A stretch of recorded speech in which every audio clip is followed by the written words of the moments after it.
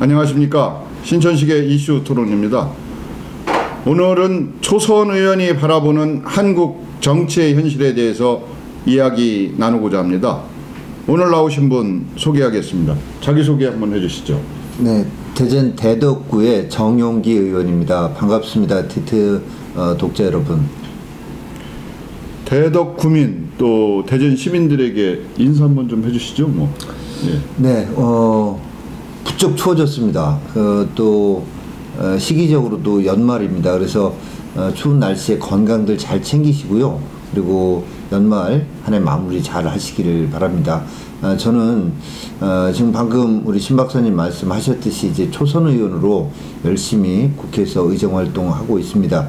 늘 생각하는 것이 왜 저를 지역의 일꾼으로 뽑아주셨을까, 이 점을 잊지 않고자 합니다. 그래서 국정 챙기는 일도 하지만 지역 발전을 위한 이런 일 꼭 챙겨야 한다라는 책임감 무겁게 가슴에 이렇게 새기면서 일하고 있습니다. 언론 보도를 통해 보니까 국감 우수위원으로 선정되셨더라고요. 예. 그래서 이 국감 우수위원 초선 의원으로서 준비를 많이 하셨겠지만 이제 우수위원으로 선정되신 수상 소감, 포부, 앞으로 계획 이런 것도 자세히 한번 좀 말씀해 주시죠. 네.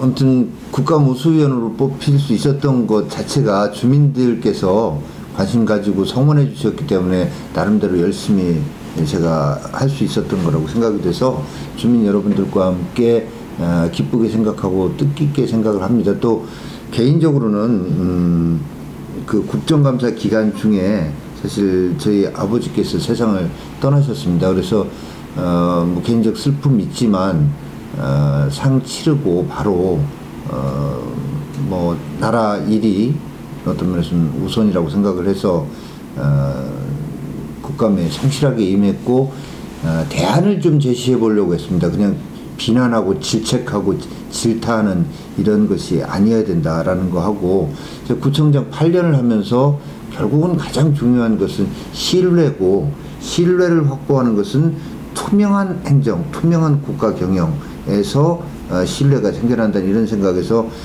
제가 안행인데 안행부를 비롯해서 안행위의 소관 부처 단체들에 대한 국정감사 시 어떻게 하면 투명성을 좀 끌어올릴 수 있겠는가, 이런 점들, 그 다음에 안전이 최우선의 지금 화두이기 때문에 안전과 관련돼서 이런 점들을 좀 이렇게 집중적으로 관심을 가지고 했는데, 뭐 그런 점들이 아무튼 그 평가를 받은 거 아닌가 생각이 되고요. 이제 시작이니만큼 뭐 이게 이번에 한번 우수위원 된 거 이 자체에 뭐 큰 의미 부여하기보다는 더 열심히 일하라는 그런 채찍질로 받아들이겠습니다. 뭐 말씀하셨듯이 집안에 이제 아버님을 여의시고 어려운 일이 있음에도 불구하고 국감 우수위원으로서 국회의원으로서의 본분에 충실하셨다. 저희도 그런 점 높이 사고 있습니다. 감사합니다. 이제 초선 의원으로서 여의도를 가보시니까 어떻습니까? 여의도 밖에서 바라본 여의도의 모습, 우리가 뭐 오늘 이야기할 주요 주제이기도 합니다만, 네. 그 여의도를 저희가 한마디로 어떻게 얘기하기는 참 어렵습니다만은, 네. 뭔가 부정적이고, 네. 뭔가 건설적이지 못한 그런 측면을 많이 갖고 있는 것이 여의도에 계신 국회의원들의 모습이다, 뭐 이렇게 얘기를 하는데 실제 가서 보니까 어떻습니까? 네, 아무튼 여의도 하면 그 여론조사를 이렇게 해보면 국민들이 제일 믿지 못하겠다, 아까 제가 신뢰 말씀드렸지만 못 믿을 사람들이 제일 많이 모여있는 곳을 여의도를 이렇게 인식을 하고 있지 않습니까? 국민들의 불신의 대상이 돼 있다, 국회가.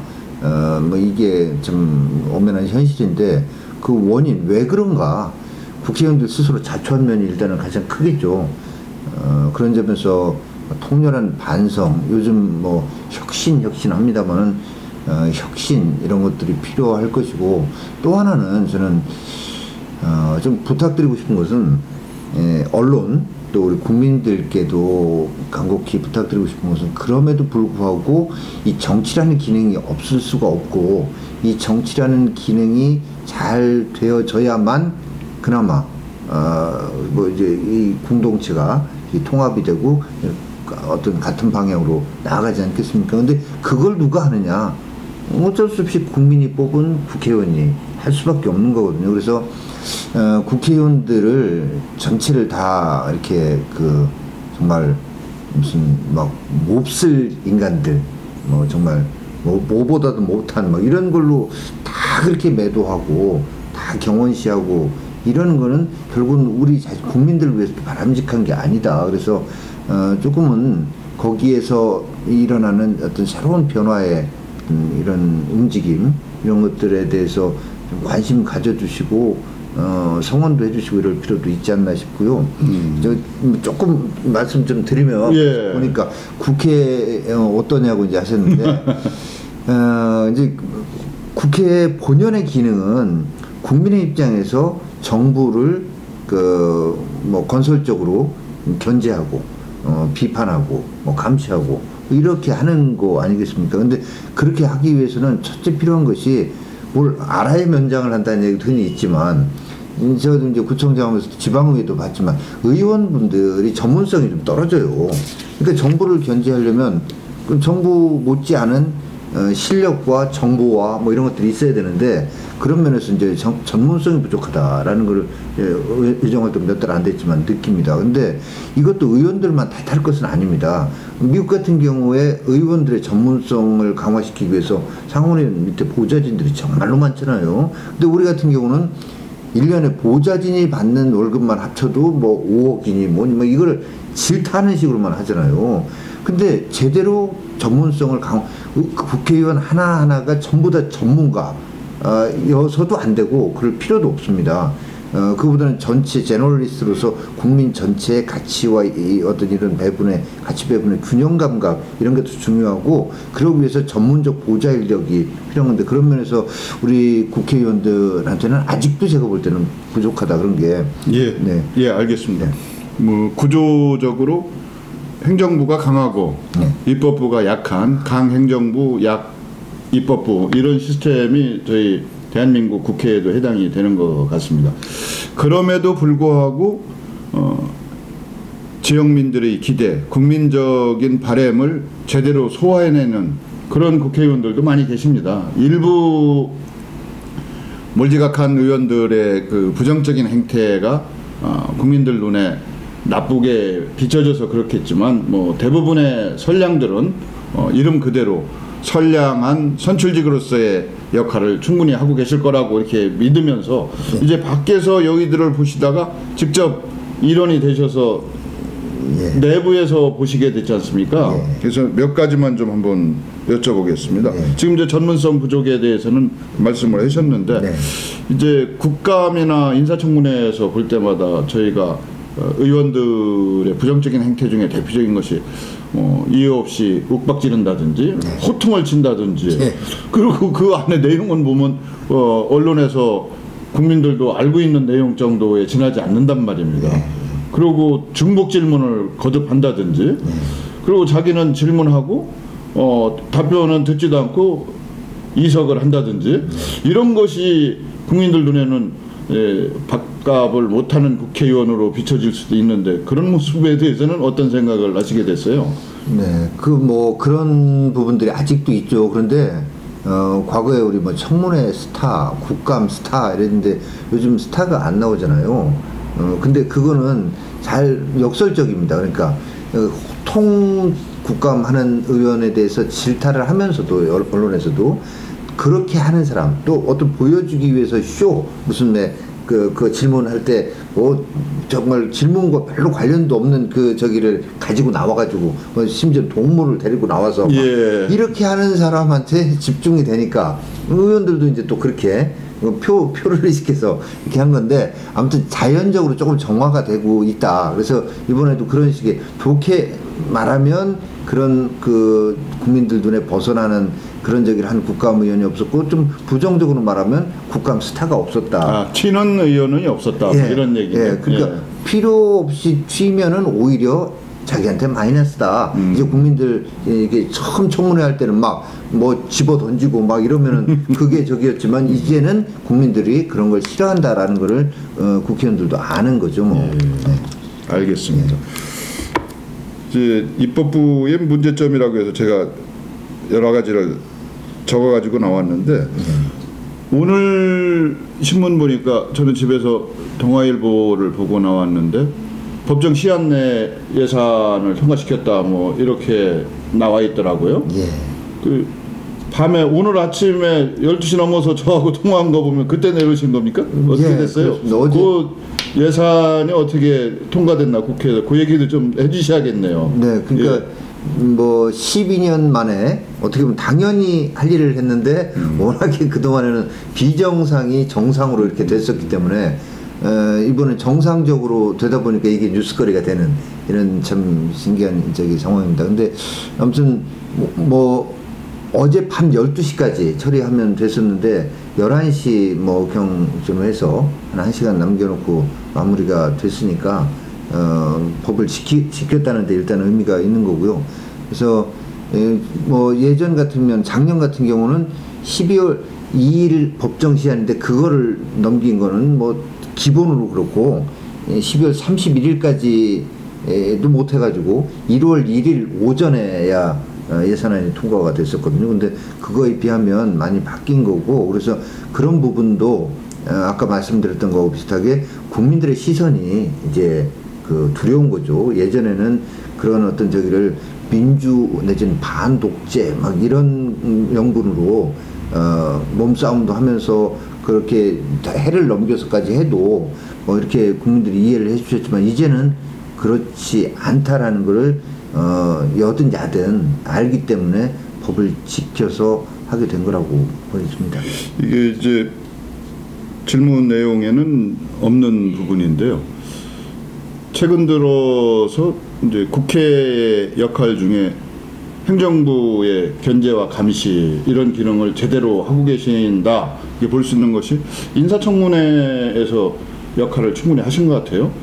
이제 어떻게 보면 너무 철저한 검증 때문에 총리가 없어서 사표를 낸 분이 다시 또 총리를 하고 있는 이런 상황까지 왔는데 네. 그런 점에 대해서는 어떤 생각을 좀 하고 계십니까? 네, 저도 이제 국회에 등원해서 첫 번째 한 일이 제 경찰대학 1년 후배인 강신명 현 경찰청장 인사청문회에 나가서 그 검증하는 일이었거든요. 그리고 내일도 새롭게 정부조직법 개편으로 정부조직법 개정에 의해서 새롭게 개편된 그 만들어진 국민안전처 처장 장관급이죠. 그 장관에 대한 인사청문회가 예정이 되어 있습니다. 근데 아무튼 그 인사청문회 과정에서도 보면 여야 간에 그 좀 정쟁화하려고 특히 야당의 경우에는 뭐 어찌 보면 야당이니까 당연히 그렇다고 볼 수도 있지만 그렇게 하려고 하고 또 여당은 좀 무조건 감싸려고 하는 이런 측면도 없지 않아 있습니다. 아직도.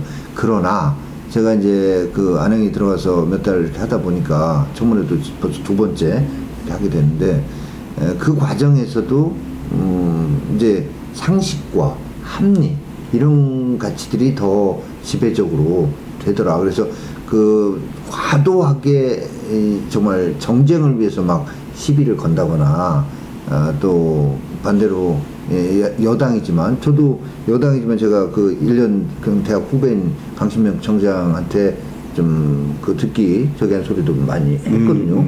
근데 과거 제가 경찰대 중간에 이제 퇴교 당했었습니다만 과거 경찰이 국민의 경찰이라기보다는 권력의 경찰이었다. 당신이 그러면 새롭게 경찰청장 또 경찰대 출신 최초의 경찰청장으로서 국민의 경찰로 거듭나겠다고 하는 구체적인 것들을 제시를 하도록 뭐 이런 걸 하고 했는데 아무튼 내일 국민안전처장에 대한 것도 마찬가지입니다만은 국민의 입장에서 인사청문회도 진행하는 게 필요하다고 보고 큰 틀에서는 그런 쪽으로 발전적으로 변해가는 거를 느낍니다. 국민들 보시기엔 아직은 미흡하지만 근데 그렇게 변화가는 근본적인 에너지가 뭐냐? 그는 국민입니다. 그 힘은 국민들께서 지켜봐 주시고 관심을 가져주시고 이럴 때 저기 하는 거지 무관심하면 그렇게 될 수가 없다고 봅니다. 이제 정치인만 국한된 문제는 아니기도 하고 사회 전반적인 문제하고 같이 연관되어 있다고 볼 수 있는데 이게 불법 정치자금 문제, 부정연로 뭐 이런 이야기들이 많이 나오지 않습니까? 얼마 전 뭐 철피아 얘기도 나오고 거기에 또 의원들이 관여가 돼서 일부는 법적인 어떤 조치도 받고 있고 또 재판이 진행 중인 걸로 알고 있는데 이런 연결고리를 끊어야 국회가 제대로 역할을 하고 국회의원들이 제대로 대접을 받을 수 있을 것 같은데 그거에 대한 어떤 방안이 개인적으로 있으시다면 한번 말씀을 좀 해줘보시죠. 예. 정치를 하는데 과거처럼 돈이 들지는 않습니다. 그러나 분명히 돈이 또 듭니다. 근데 무슨 돈인가 뭐 이런 걸 다 여기서 말씀드릴 수는 없지만은 그래도 조금 말씀드릴게요. 이해하시기 쉽게 피부에 와닿는 표현을 제가 좀 말씀드리겠습니다. 아까 말씀드렸다시피 그 한 공동체 내에서 가장 소중한 가치자 자산은 신뢰인데 그 신뢰를 확보하기 위해서는 이제 투명한 모든 것이 투명하게 결정되고 투명하게 경영되는 이게 뭐 근본 중에 근본이란 말입니다.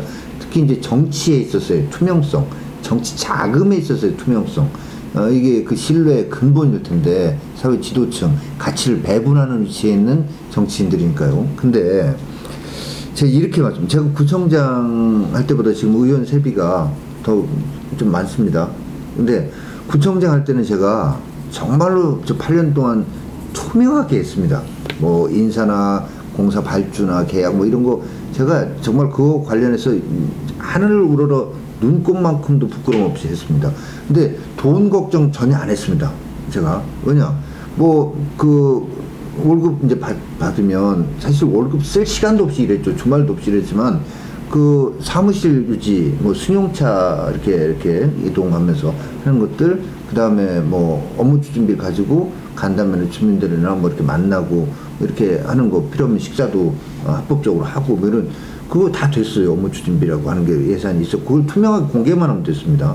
근데 국회의원이 되고 나서 몇 달입니다만 사실 지난달쯤에 제가 심각하게 고민을 했고 저희 보좌진하고 상의를 했습니다. 이 대전 지역 사무실을 이거 폐쇄한다고 아예 공개적으로 선언을 하면 어떨까. 근데 그 정치인이 지역 사무실 없으면 지역 관리 어떻게 합니까? 근데 왜 그랬냐.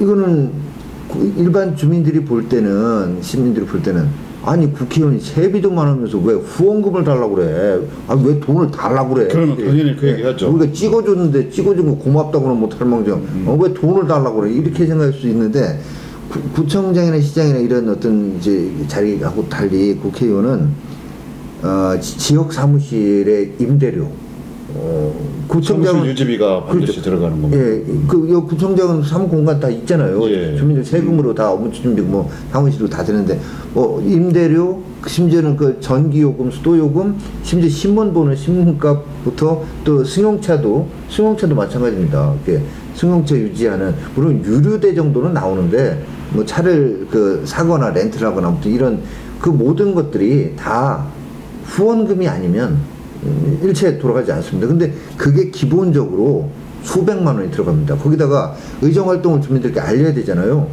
근데 꽤 많은 인원한테 알려면 요즘 보면 그래서 그런 그 저기 통신업체만 배부르게 해주는 정치 같은 한 번 문자 보는데 몇백만 원 들어갑니다. 예. 한 번 문자 보내는데 다수에게 보내야 되니까. 그럼요. 예. 이러이러한 근데 의정활동을 또 알려야 되지 않습니까? 주민들하고의 소통이라는 게 그래서 그것만 해도 한 달에 한 1,000만 원 정도 됩니다. 정치 자금의 필요성은 뭐 대부분 국민들도 알고 있을 겁니다. 근데 그거를 이제 후원금을 해야 되잖아요. 그 정치 자금은 이제 출판 기념회도 안 되는 거고요. 그러면 그 후원금을 아까도 말씀드렸다시피 10만 원으로 소액 다수 이렇게 해야 되는데 자칫 잘못하면 쪼개기 후원금이라고 해서 그거 검찰에서 그래요. 언제든지 잘못하면 순식간에 뭐 흔히 왜 교도소 담장을 하는 이런 그래서 저도 이제 내가 국회의원이 된 게 과연 이거 하려고 그 10만 원씩 좀 도와주십시오, 후원금 좀 내주십시오 하는 어떻게 보면 앵벌이 아닌 앵벌이 하기 위해서 국회의원이 된 건 아니지 않는가. 그 의정 활동에만 전념한다는 차원에서 지역구 사무실만 없다면 굳이 다른 사람한테 손 벌리면서 후원금 도와주십시오 라고 얘기할 필요도 없을 텐데, 이런 생각을 가지고 보좌진하고 정말로 고민을 했거든요. 고민을 했는데 이제 뭐 현재까지의 그 결론은 아직도 최종 결론은 안 났지만, 그러면 뭐한말로 혼자 너무 튄다고, 혼자 너무 깨끗한 쪽으로 튄다라고 하는 이런 반응도 있을 수 있다. 저희 보좌진 얘기입니다. 또 하나, 그럼 지역 사무실 폐쇄하면 근본의 문제로 정치를 안 하겠다는 거냐? 그럼 주민들의 다양한 민원과 요구, 뭐 오늘도 여러 주민들 막 저 서울에 있을 때 다녀가셨다고 하더라고요, 사무실에. 그런 것들을 어떻게 다 수렴하는가, 이런 근본적인 문제, 이런 것들 때문에 결론을 그렇게 쉽게 내릴 수가 없는 겁니다. 그래서 제가 지금 이런 건 대안으로 얘기는 됩니다. 그러니까 선관위나 이런 데서 후원금을 거기서 걷어가지고 현역 국회의원한테는 균등하게, 아니면 의정활동을 열심히 하고 회의도 참석하고 더 많이 이렇게 하는 사람한테는 좀 더 많이, 그렇지 않은 사람한테는 좀 더 적게라도 선관위에서 그 후원금도 다 일괄해서 걷어서 배분하는 게 맞지 않느냐, 이런 얘기도 있습니다. 근데 그거는 이제 자칫 이렇게 될 수도 있죠. 지금도 세비 많은데 뭘 선관위에서 또 걷어주냐, 또 이렇게 여론이 절대 우호적이지 않을 겁니다. 근데 분명한 거는 지역에서 이루어지고 있는 주민들의 여론을 수렴하기 위한 그 지역 사무실, 그게 분명히 필요한 기능이다. 근데 그거를 또 그렇게 국가적인 차원에서 해주면 지금 술맛 준비자들 입장에서 볼 때 불공정하잖아요, 또. 그죠? 그런 문제도 있고, 그래서. 하여튼 그건 뭐 결국 법과 제도의 문제이고, 개선의 여지가 있다. 뭐 항상 완벽할 수는 없을 거라고 생각이 됩니다. 뭐 사실 저희가 그동안 국회의원의 행태적 측면, 개인적인 측면에다가 초점을 맞춰서 부정과 연루됐다, 뭐 이런 얘기를 많이 했거든요. 부정부패의 대명사, 불신의 대명사가 국회의원 이렇게 되어 있었는데, 그것은 개인적인 일탈도 있지만 법과 제도의 미비에도 원인이 있다, 뭐 이런 말씀으로 저렇게 이제 정리를 해보겠습니다. 이제 오늘도 바쁜 일정이라 사실은 그 신천식의 이슈 토론이 좀 연기가 됐습니다. 연기가 됐는데 이제 그 안에 이게 개인적인 아픔이기도 할 테고, 이제 부친상을 당하셨던 걸로 제가 기억이 나는데, 사식구제를 치르셨나요? 예. 아까 언뜻 들 때 그때도 아버님을 제대로 제 마음속에서는 뭐 영원히 떠나보낼 수 없겠지만 그 어떤 도리를 다 하지 못했다, 이런 안타까운 얘기를 하시더라고요. 이제 그 사식구제는 참여를 하셨습니까? 네, 그래서 뭐 돌아가시고 나서 되게 이제 7일마다 초 7일 뭐 27일 해서 하는데, 그 일제 초제부터 육제까지는 국회 일정 때문에 참석을 못했고요. 마지막 그 사식구제 하는 날은 참석을 했습니다. 뭐 국회의원의 일이 이게 한가한 자리는 아닌 것 같습니다. 뭐 개인적인 그런 어려움이 있음에도 뭐 국감에서 열심히 감사활동을 하셔서 우수의원으로 이렇게 선정되시기도 하셨다고 하니까 하여튼 앞으로도 지역민으로서 기대를 많이 해보겠습니다만, 이제 뭐 한국 정치의 문제점 개선방 이렇게 거창하게 저희가 얘기를 했습니다만, 이제 하나하나씩 따지고 보면 이제 그 안에 답이 있을 것 같은데, 요즘 들어서 김영란법 통과가 상당히 긍정적이다 얘기하는데 어디까지 진행이 되고 있어요, 지금? 뭐 언제든지 여야 간에 좀 그건 이제 그 뭐 만만 그 서로 이번 국회라도 아직 이제 일주일 남았습니다. 정기국회가 어제 예산안이 통과됐지만 법안 처리를 위한, 어제는 예산안하고 예산안 부수 법안만 한 거고요. 나머지 법안 제가 처리를 위해서 일주일이 남았는데, 그 기간 중에라도 얼마나 통과될 수 있는 상태까지 됐죠. 그 국민적 공감대도 있고. 그래서 저는 뭐 반드시 통과돼야 되고 그 법이 시행돼야 된다고 봅니다. 근데 다만 거듭 말씀드렸다시피 그 100만 원 이상 받으면 예. 뭐가 됐든 이유가 뭐 대가성이 있건 없건 그 불법행위로 이렇게 하자는 건데 아까 말씀드린 구조적으로 지역구 사무실을 유지하는 데 들어가는 그러니까 어떤 분들은 그런 생각을 하세요. 국회의원이 활동하는 데 들어가는 돈으로 그러니까 사람 만나고 뭐 이런 데 들어간 그런 거는 아니 그런 거 빼고요. 아까 말씀드렸다시피 사무실의 필수적인 그 경비 하고 유지관리비 예. 하고 주민들한테 어떤 SNS나 이런 걸 통해서 SNS라기보다는 그 문자 메시지 모바일 이런 걸 통해서 하는 이런 거 하는데 들어가는 돈만 해도 한 달에 1,000여만 원이 예. 들어가는 이런 상황을 아예 그런 건 몰라라 네가 알아서 할 거지 라고 해놓으면 어디선가 그래서 이제 이 출판기념회가 오세훈 선거법 예. 이후에 그렇게 편법적으로 막 돈을 모으는 수단이 됐고 어떤 분들은 그래서 필요한 경비를 조달하는 정도가 아니라 그걸로 완전히 막 진짜 돈을 축적하는 이런 식으로까지 했다는데 그래서 김영란법 저는 반드시 시행돼야 된다라고 생각하는데 그러나 국회의원을 누구라도 다 불법을 할 수밖에 없게 만들어 놓고 검찰에서 뭐 1년에 한 번 적절한 때 봐서 이렇게 여야 간에 균형 맞춰가지고 그 중에 몇 명 이렇게 하게 하는 이런 식의 저기가 되서는 안 된다. 그래서 국회의원이 국민의 불신의 대상인데 구조적으로 불신의 대상일 수밖에 없게 만들어 놓고 예. 이렇게 해서는 안 된다. 그런 외부적인 환경적 요인도 예. 개선이 돼야 되겠지만 그러나 이제 국회의원들이 스스로 변화하려고 하는 의지를 보인다는 것이 예를 들면 김영란법의 통과 같은 거라고 생각이 돼요.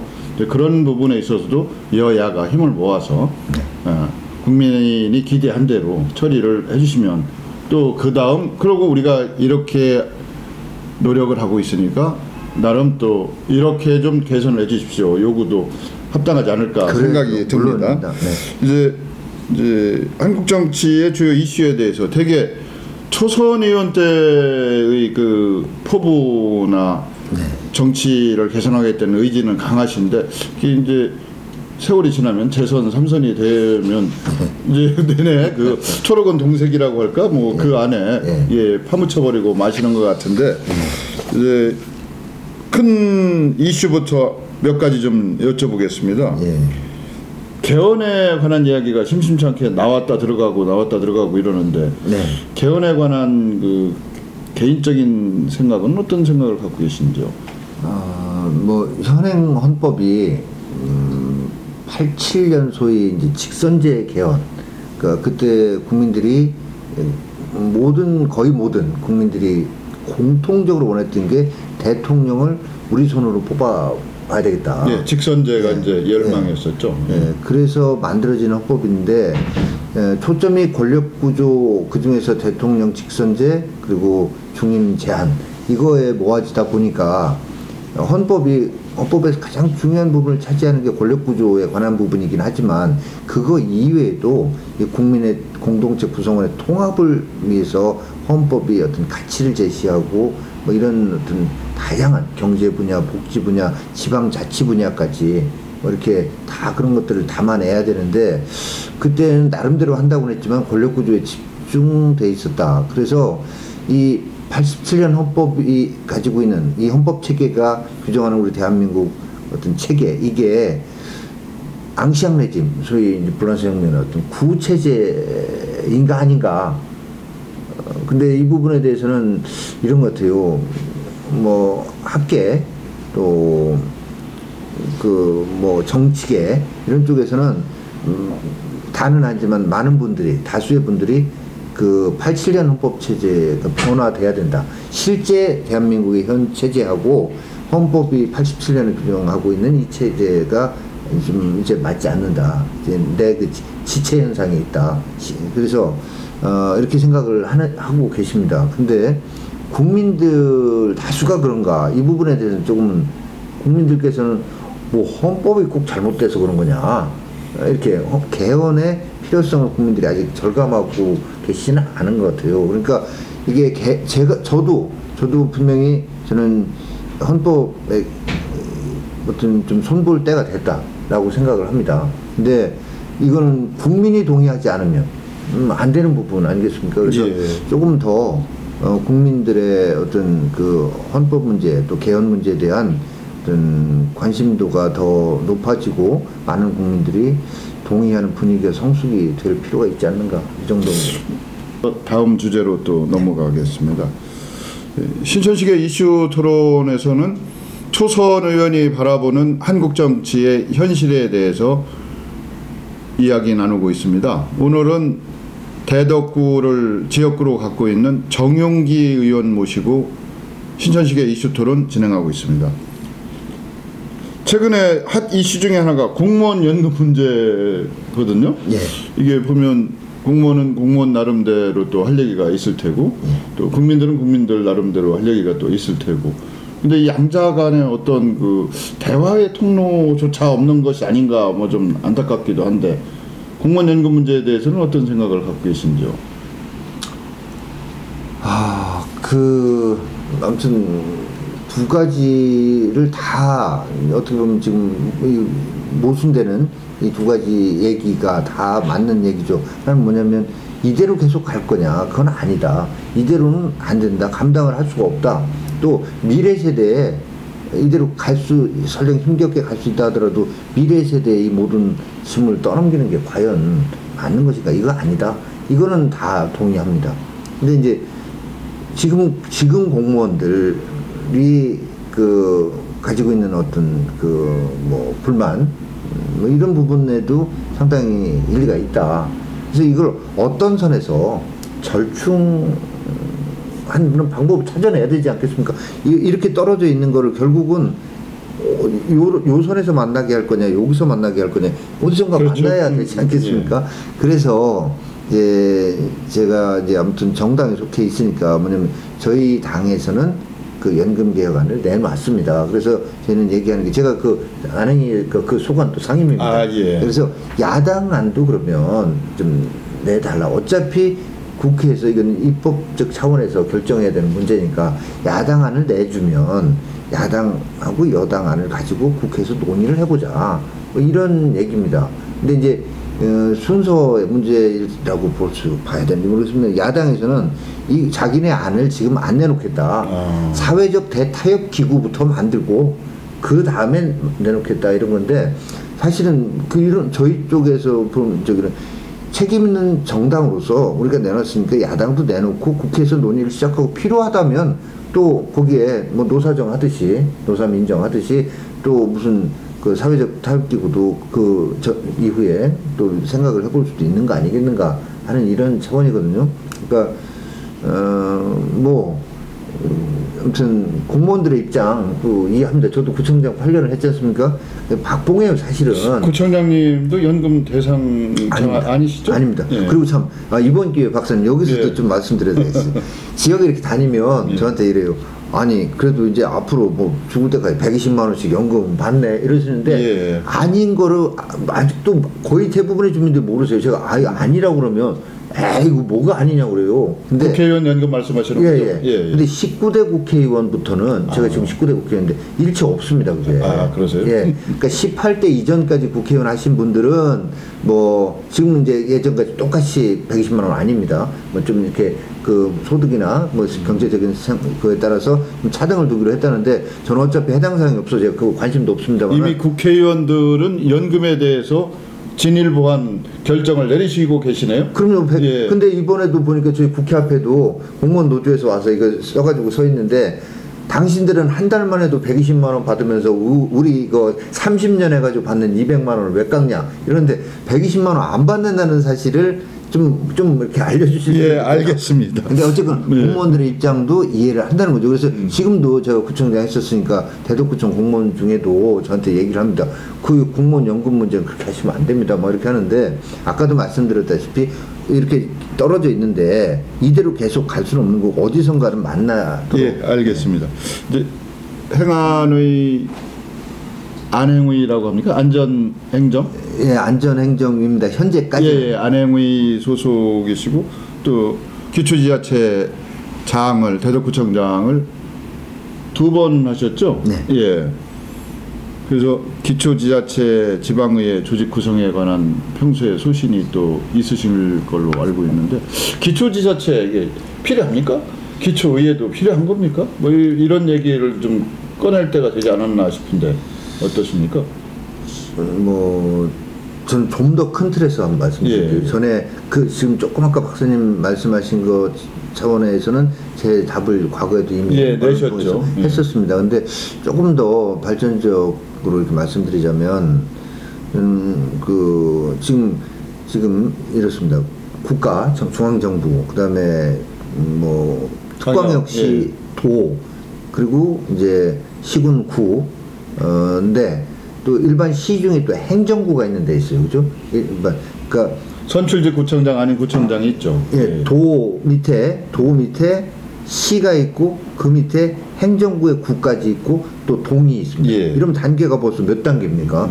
이런 과도한 행정상의 단계가 비효율과 낭비를 초래하는 측면이 있습니다. 그래서 이런 차원에서 좀 단계를 축소할 필요가 있겠다. 그래서 사람마다 다른데 저는 도를 없애고 전국을 한 100만 안팎의 그런 자치단체로 다 광역시자체의 개편을 말씀하시는 그럼요. 건데. 네, 그래서 서울의 경우는 또 조금만 예외적이어야 되겠습니다. 서울 이외에는 기본적으로 100만 조금 못할 수도 있고 넘을 수도 있겠지만 생활권과 이런 거를 감안해서 그렇게 좀 나누고 그 밑에는 지금 기초처럼 이렇게 그 자치권 의회에 갖는 그런 게 아니라 준자치단체랄까요? 이렇게 좀 그래서 아까 말씀드린 인구 100만 안팎의 그 지자체 거기에는 지금보다 훨씬 많은 자치권을 주고 자치경찰도 하고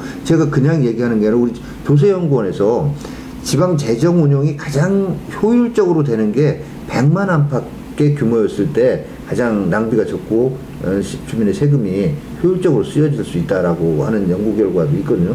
그렇게 하고 그 밑에 자치구는 아무튼 제 생각에는 지금의 자치권으로 해서 낭비적인 요소를 조금 줄이는 앞에 그런 전제 조건 100만 정도가 된다고 하는 것을 전제로 한다면 이제 논의가 가능한데 2단계에서는 얘기하기가 좀 어려운 거 아니냐 이렇게 그렇죠. 지금 또 현실적으로도 제가 여기서 잘못 좀 하면 알겠습니다. 의원님들 그건 그 정도로 하고 넘어가겠습니다. 이게 그러니까, 시간이 그래서 아무튼 조금 예민한 문제라 그래서 그런 국가적인 차원의 대한민국의 경쟁력을 어떻게 하면 더 강화시킬 수 있을 것인가? 그러면 행정구역 이 체계를 근본적으로 검토를 하자. 아까 개헌 말씀하셨는데 개헌 문제가 얘기될 때 사실은 그런 부분도 같이 대한민국의 체계를 좀 80년 체제에서 확 좀 바꾸는 이런 차원에서 얘기를 하자라는 거지. 지금 기초의원님들이 뭐가 안 되니까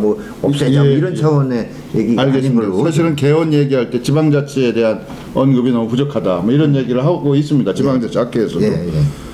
이제 선거 공약 진행에 대해서 좀 여쭤봐야 될 것 같은데 이 국회의원의 신분이 이중적이지 않습니까? 지역구를 또 대표하시기도 하고 또 국민을 대표하는 그 이중적인 지위이신데 두 가지를 크게 내걸으셨더라고요. 대덕 산단 재생 사업하고 회덕 IC 건설 사업 추진.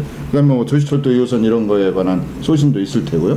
그래서 우선 대덕 산단 재생 사업 어느 정도 추진이 되고 있는 건지. 대전 산단입니다. 대전 산단은 죄송합니다. 대전 산단. 이제 이거 얼마 전에 그 국회 지방살리기 포럼하고 제가 같이 이렇게 해가지고 저도 포럼의 그 일원입니다만은 릴레이 토론회를 가졌습니다. 이 대전 산단 재생 사업 이걸 어떻게 할 것인가. 근데 아무튼 전국에 60, 70년대에 조성된 노후화된 산업단지가 수십 개가 있습니다. 그걸 어떻게 할 건가. 이걸 한 번에 다 어떻게 손을 못 대니까 정부에서 4개 도시에 8개 정도의 시범단지를 해놨습니다. 대전, 전주, 대구, 부산 이런데 그 중에서도 저희 대전의 대전산단 대화동에 있는 여기가 가장 시범지구 중에서도 또 하나의 시범 사업지구인데 이게 문제는 이제 복지에 엄청난 돈이 들어가니까 정부 차원에서 이 노후 산단에 대한 어떤 정책 우선순위가 좀 밀리는 감이 있어요. 그래서 처음에는 1조 원 규모로 2009년도에 이걸 리모델링을 하겠다 했는데 지금은 사업 규모가 4,500억 정도로 줄었습니다. 그나마 한 2,500억 정도는 민자유치로 하겠다는 거거든요. 그래서 그 토론회를 개최한 게 이 국토부나 산업부에서 이 문제에 대한 관심을 좀 국회의원들 여러분이 그날 오셨는데 관심을 그 국회의원들이 많이 가지면 정부에서도 가질 수밖에 없으니까 그런 좀 주의를 환기시키기 위해서도 그걸 했는데 아무튼 그래서 여기 올해도 좀 당초 원래 금액보다 더 늘어난 177억의 국비를 어제로 이제 확보를 했거든요. 국비 확보돼서? 예, 상당 부분에. 그래서 아무튼 국비도 예정대로 추진이 잘 될 것 같습니까? 하지만 그 국비 차원에서는 제가 그렇게 해서 예정대로 이게 국비가 내려오도록 할 텐데 지자체 차원의 노력도 필요하다는 거죠. 이게 일종의 매칭 펀드식으로 가야 되는 건가요? 예, 매칭까지는 아니지만 어쨌거나 같은 금액 투자가 이루어져야 된다. 지방 정부에서. 예, 근데 저는 그걸 더 넘어서 이 사업이 이게 대개 노후 산단이 다 마찬가지입니다만은 옛날에는 변두리였어요. 옛날 대활이 아니었습니까? 근데 지금은 대전 시내 최중심이 됐지 않습니까? 다른 도시도 마찬가지인데 이거를 국가에만 이렇게 국비 달라만 할 게 아니라 그 지자체 제일 중심부가 됐으니까 어떻게 할 것인가 고민해야 된다. 그래서 제가 권선택 시장을 제가 만나서 이 사업성이 없어서도 민간 자본이 안 들어오니까 사업성을 높이기 위한 우회적 조치를 먼저 하자. 그게 뭔가 평송 수련원 있는 둔산동하고 대화동을 어차피 도시계획 시설 결정이 돼 있습니다. 거기 다리를 놓게 돼 있거든요. 시설 결정보다는 도시계획이 그게 돼 있습니다. 그러니까 언제 놔도 놓을 다리를 이거를 좀 놓자. 이 다리를 기반 시설은 좀 하자 먼저. 그러면 그쪽에 어떤 가치가 높아지게 되면서 물론 어떤 분들은 그럼 보상 금액도 늘어날 거 아니냐 하는데 보상 금액 늘어나는 것보다도 그 전체의 가치가 높아지면서 사업성이 높아갔다. 그러니까 사업 추진의 어떤 윤활유 역할이 될 것이다. 예, 알겠습니다. 이제 회덕 IC 건설 사업 추진도 여쭤봐야 되는데 시간 관계로 도시철도 2호선 추진이 어떻게 보면 우리 정용기 의원님의 아이콘이 될 수도 있었어요.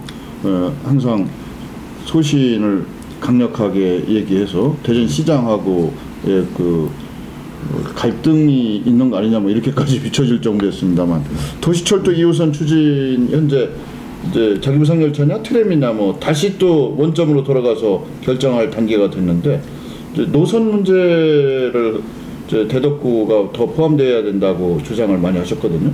그래서 그것을 아직 그 결정되기 전이지만 어떤 소신을 갖고 계신지 말씀을 좀 해주신다면. 네, 제가 전임 시장이나 지금 현 시장께 제가 얘기하는 건 뭐 두 가지입니다. 하나는 신뢰라는 차원에서 본인들이 약속한 거를 지켜라는 거죠. 본인들이 얘기도 안 한 걸 제가 막 해달라고 떼쓰는 게 아니라 선거 때 본인들이 스스로 자기 입으로 하겠다고 한 부분이 왜 선거 끝나고 슬그머니 어떤 설명도 없이 바뀌는가. 그 다음에 두 번째 저기는 제 소신이라는 게 균형 발전이 필요하다 한 도시 내에서. 근데 1호선도 안 지나가는데 2호선도 안 지나가면 되겠는가. 이런 얘기 두 가지가 소신의 어떤 근본이었는데요. 지금 이제 저기입니다. 두 가지입니다. 하나는 방식, 하나는 노선인데 방식은 뭐 지하는 안 된다는 거는 이제 다 아시게 됐어요. 처음에 그것도 몰랐죠, 시민들께서. 근데 지하는 안 된다는 거. 그럼 노면이냐 고가냐 아니겠습니까? 근데 저기 전 시장은 안 된다는 걸 알면서도 지하로 놓겠다고 어떻게 보면 저는 그건 아시면서 했다는 건 분명히 거짓이다.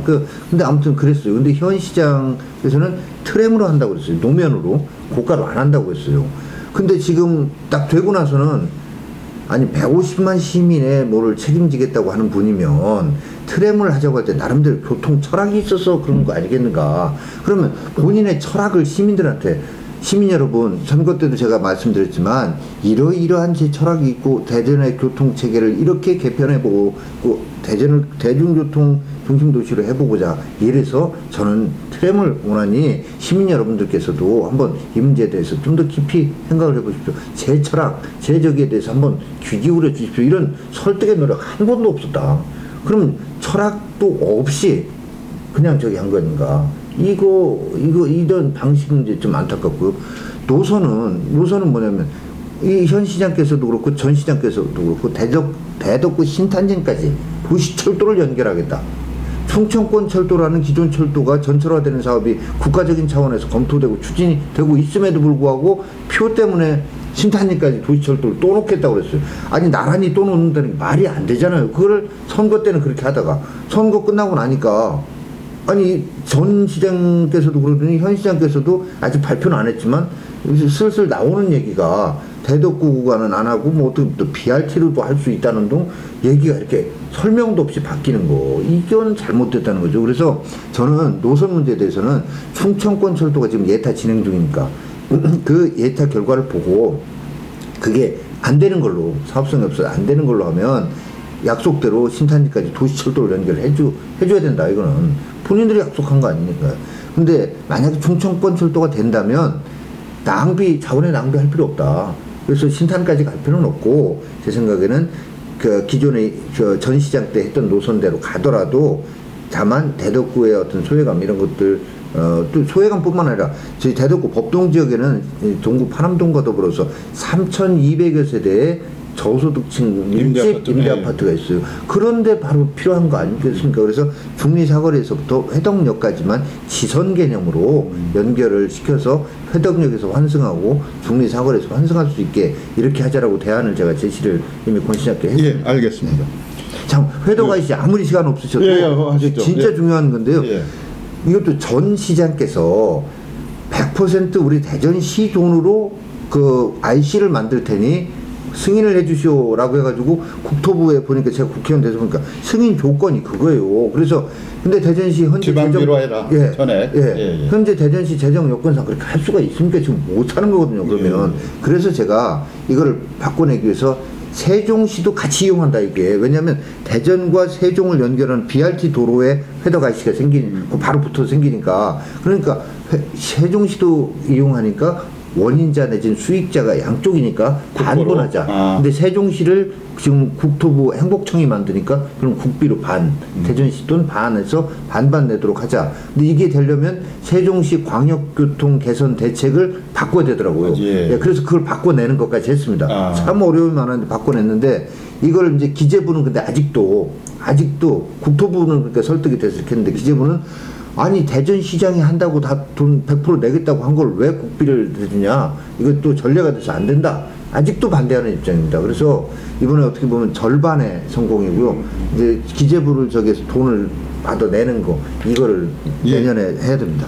성공적으로 하고 있다 뭐 이렇게 말씀하시는 거죠? 예, 알겠습니다. 이제 국회의원이 되셨습니다. 네. 대덕구청장을 2번 연임하셨고, 그래서 스스로 생각하는 국정과 지역 문제 조화와 어떤 그 상생 방안이 있다고 하면 뭐가 될까요? 뭐 짧게 한 1분 정도로만 말씀해 주시면. 아무튼 지역 발전을 위한 일에는 여야가 따로 없고 국회의원, 시장, 구청장이 또 뭐 따로 없는 거라고 생각을 합니다.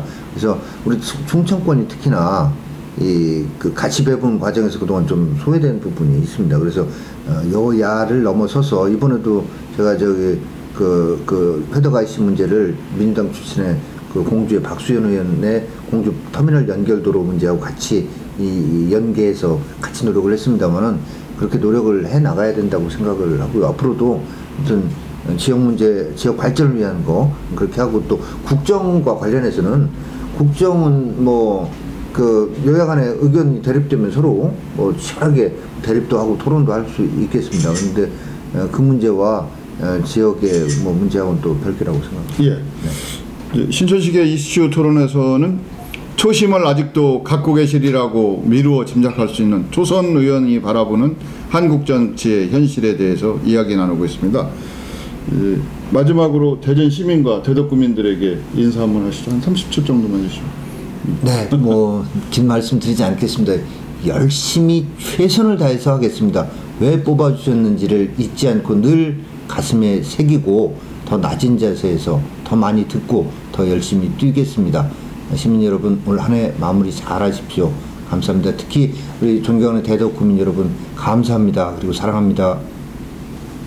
신천식의 이슈 토론에서는 앞으로 계속해서 초선 의원과 또 3선 이상 다선 의원으로 계신 국회의원 모시고 대전시정과 대한민국 발전을 위한 대안과 소신에 대해서 이야기 나눠보는 그런 자리를 마련하겠습니다. 장시간 동안 봐주셔서 감사드립니다. 고맙습니다.